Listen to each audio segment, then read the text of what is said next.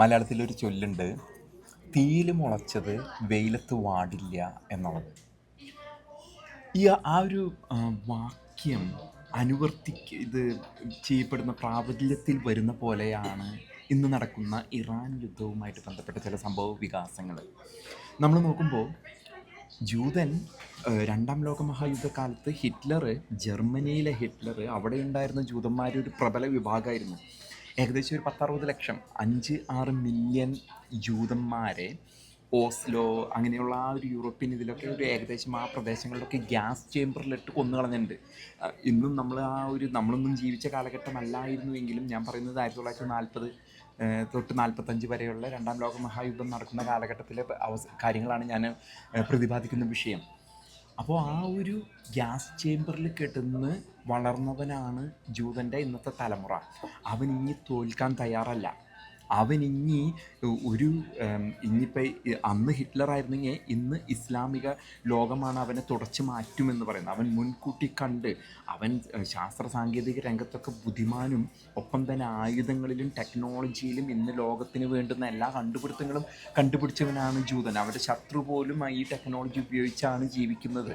അതുപോലെ അപ്പോൾ മുൻകൂട്ടിയുള്ളൊരു ത്രെറ്റാണ് അത്. വ്യക്തമായിട്ടും കഴിഞ്ഞ അരനൂറ്റാണ്ടോളം ഈ രണ്ടാം ലോക മഹായുദ്ധത്തിൻ്റെ കാലഘട്ടം എന്ന് പറയുന്നത് ഏകദേശം 50 വർഷത്തോളമായി അന്ന് ഗ്യാസ് ചേമ്പറിലായിരുന്നു ജൂതൻ.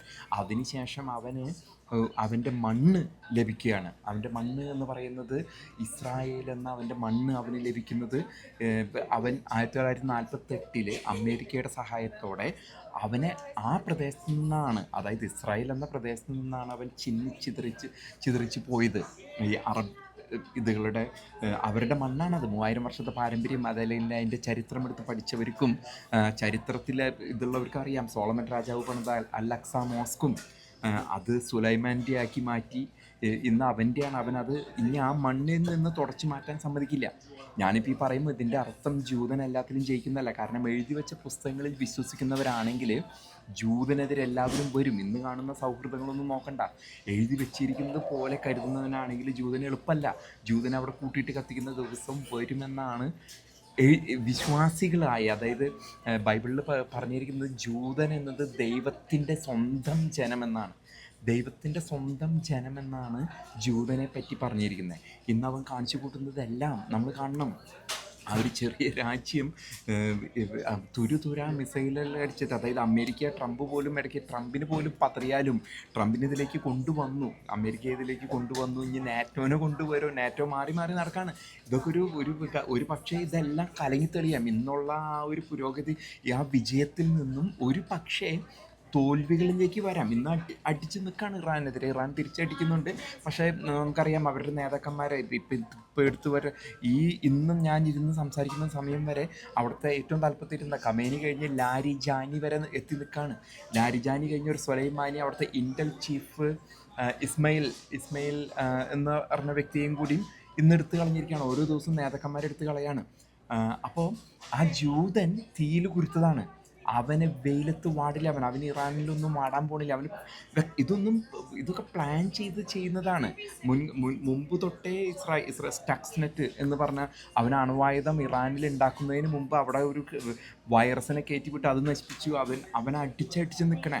ഇവിടെ ഹമാസിനെ അടിക്കുന്ന ഹെസ്ബുള്ള വിചാരിച്ച് ഈ സമയത്ത് ഇവൻ ഇറാനിലെ എൻഗേജറാണ് അടിക്കാമെന്ന് വിചാരിച്ചപ്പോൾ അവിടെ കൊണ്ട് ഒരു 10,000 ആൾക്കാരെ കൊന്നേക്കാം. ലെബനനിൽ ബെയ്റൂട്ട് എന്ന് പറഞ്ഞ ലെബനനിൽ പോയിട്ട്. അപ്പോൾ ജൂതൻ്റെ ഇത് ചരിത്രപരമാണ്. ഇത് ആത്മീയമാണ്. ആത്മീയമായി വിശ്വസിക്കുന്നവർക്കിതൊരു ആത്മീയമായിട്ടുള്ള ഒരു വിഷയമാണ്. അതല്ലെങ്കിൽ അവൻ്റെ ശാസ്ത്രീയമായിട്ടുള്ള കണ്ടുപിടുത്തങ്ങളുടെ ഒരു ഇതാണ് ഈ മിസൈലുകളും ബോംബുകളും വർഷിച്ച് വിടുന്നത്. ഇറാനൊക്കെ ഡിപ്പെൻഡ് ഇപ്പോൾ ചൈന കൊടുക്കുന്ന ഇൻ്റലിജൻസ് വെച്ചിട്ട് എവിടെയൊക്കെയോ കുറച്ചൊക്കെ അടിക്കാൻ പറ്റിയിട്ടുണ്ട് ഇറാന്. എന്നിരുന്നാൽ പോയി ഈ ഒരു അവസാന വിജയത്തിലേക്ക്, അതായത് തലപ്പത്ത് വരുന്നവരെല്ലാവരെയും ഇല്ലാതാക്കുക. ഇറാൻ്റെ ആര് തലപ്പത്ത് വരുന്നു, ആ മകനൊക്കെ വെറുതെ വിട്ടിട്ടുണ്ട്. പിന്നെ പെസഷ്കൻ ഒരു പക്ഷേ അവരുടെയിലേക്ക് അധികാരം എത്തിക്കാനോ അങ്ങനെയൊക്കെ ആയിരിക്കാം. ഇതൊക്കെ ഇപ്പോൾ അമേരിക്കയ്ക്ക് പോലും ആ ഒരു ബാക്കപ്പ് റോളല്ലാതെ വേറെ ജൂതൻ്റെ ബുദ്ധിയാണ് ഇത് നടക്കുന്നത്. നാറ്റോനെ പോലും പണിക്കിട്ടാണ് അമേരിക്ക ഇതിൽ ഇടപെട്ടിരിക്കുന്നത്. നാറ്റോയോ അതല്ലെങ്കിൽ അമേരിക്കയിൽ ഇപ്പോൾ പ്രതിപക്ഷത്തിനൊന്നും വാക്കുകളില്ല. കാരണം ട്രംപ് തീരുമാനിക്കുന്നു, ചെയ്യുന്നു എന്നുള്ളതാണ് ഇവിടുത്തെ ഇത്. പക്ഷെ ജൂതൻ്റെ ആ ഒരു പ്രതിരോധം, അതല്ലെങ്കിൽ അവൻ അതിനെ അടിച്ചമർത്താനായിട്ട്. കാരണം അവനെതിരെ വിദ്വേഷം, അതായത് സമാധാനത്തിൻ്റെയും കരുണയുടെയും വിശ്വാസ പ്രമാണമാണ് അവർ കൊണ്ടു നടക്കുന്നതെന്ന് പറഞ്ഞിട്ട് ജൂതനോടുള്ള ആ വിദ്വേഷം എത്രയൊക്കെ എങ്ങനെ പറഞ്ഞാലും ഇത് ജൂതനൊന്നും ചെയ്തിട്ടൊന്നുമല്ല. അവൻ്റെ മണ്ണാണ്, 3000 വർഷമായിട്ടുള്ള അവൻ്റെ മണ്ണിലാണ് ഈ പിടിച്ചടക്കിയിരിക്കുന്നതാണ്. അപ്പോൾ ആ ജൂതനോടുള്ള വിദ്വേഷത്തിൻ്റെ പുറത്തുള്ള ആക്രമണമാണ് നടക്കുന്നത്. അപ്പോൾ അതിനെതിരെയാണ് ജൂതൻ പ്രതിരോധിച്ച് നിൽക്കുന്നത്. ഇനി ആ പ്രദേശത്തെ ഏറ്റവും വലിയ ശക്തിയായി നമ്മൾ മനസ്സിലാക്കണം, സുന്നി രാജ്യങ്ങൾ എല്ലാം ജൂതൻ പറയുന്നത് കേട്ട് നിൽക്കുന്ന ഒരു ഇതിലേക്ക് അവൻ കൊണ്ടുവന്നു. കാലക്രമം അതായത് കഴിഞ്ഞ 50 വർഷം എല്ലാം 54 രാജ്യം ഒറ്റയ്ക്ക് ഇവനെതിരെ പോരാടി, ഈ ഇസ്രായേലിന് എതിരെ. എന്നിട്ടും പിടിച്ചു നിന്നു. അവിടെ നിന്നും പല രാജ്യങ്ങളെയും സുഹൃത്ത് രാജ്യങ്ങളാക്കി. അതിലൊക്കെ ഉള്ള ഉദാഹരണങ്ങളാണ് ഈ ജോർദാൻ, അതല്ലെങ്കിൽ നമ്മൾ കാണുന്ന GCC രാജ്യങ്ങൾ, പല രാജ്യങ്ങളും, ഇന്തോനേഷ്യയൊക്കെ വ്യക്തമായിട്ട് അവർ പറഞ്ഞു ജൂതനും അവിടെ ഇസ്രായേലിലും നിലനിൽക്കാനുള്ള അവകാശമുണ്ടെന്ന് പറഞ്ഞു. അതുപോലെ ആ അനുകൂലമാക്കി കൊണ്ടുവരാനായിട്ടുള്ള നയതന്ത്ര കഴിവാണ് ജൂതൻ്റെ കയ്യിലുള്ളത്. അപ്പോൾ ജൂതൻ തീയിൽ മുളച്ചതാണ്. ഹിറ്റ്ലറിൻ്റെ ഗ്യാസ് ചേമ്പറിൽ ഇട്ട് അവിടെ നിന്ന് അഗ്നിയാണ് അവരുടെ ഉള്ളിൽ, കത്തുന്ന തീ. നമ്മൾ ഏതൊരു സിനിമയിൽ പറഞ്ഞു, അവൻ്റെ ഉള്ളിൽ അവൻ്റെ കണ്ണിൽ കത്തുന്ന തീയുണ്ട്. അവൻ തോൽക്കില്ല. തോൽക്കാതെ അവൻ ഇത്ര അടിച്ചിട്ടും അവിടെ 12-15 ആൾക്കാരാണ് മരിച്ചിട്ടുള്ളൂ. നമ്മളുടെ ഈ പല മലയാളത്തിലെ സാമൂഹ്യ മാധ്യമങ്ങൾ പറയുന്നത് നെതന്യാഹു മരിച്ചു എന്ന് പറയണം, അങ്ങോട്ടും ഇങ്ങോട്ടും മാറ്റി പറഞ്ഞ് കുറച്ച് ആൾക്കാരെ കബളിപ്പിക്കുന്ന മാധ്യമങ്ങളും ഒരു പ്രോത്സാഹനവും ഉത്സാഹവും കൊടുത്തു നിർത്തുന്ന ഇസ്ലാമിക സഹോദരങ്ങളെ വഴിതെറ്റിച്ച് യാഥാർത്ഥ്യ ബോധത്തിൽ നിന്നും മാറ്റിക്കൊണ്ടുപോകുന്ന ഒട്ടനവധി വ്യക്തികൾ ഇപ്പോൾ യൂട്യൂബിലും അവിടെ ഇവിടെ ആയിട്ട് കിടക്കുന്നുണ്ട്. നെതന്യാഹു മരിച്ചു, അദ്ദേഹത്തിൻ്റെ കൈമ മോതിരം ഇല്ല, മോതിരം ഉണ്ട്, 6 വിരൽ എന്നൊക്കെ പറഞ്ഞ് അദ്ദേഹം വ്യക്തമായിട്ട് അവിടെ ലൈവായിട്ടുണ്ട്. നെതന്യാഹു മരിച്ചിട്ടില്ല. അത് അദ്ദേഹം മരിച്ചാൽ എൻ്റെ ആരുമല്ല, എൻ്റെ മാമൻ്റെ മോനൊന്നല്ല ഈ നെതന്യാഹു.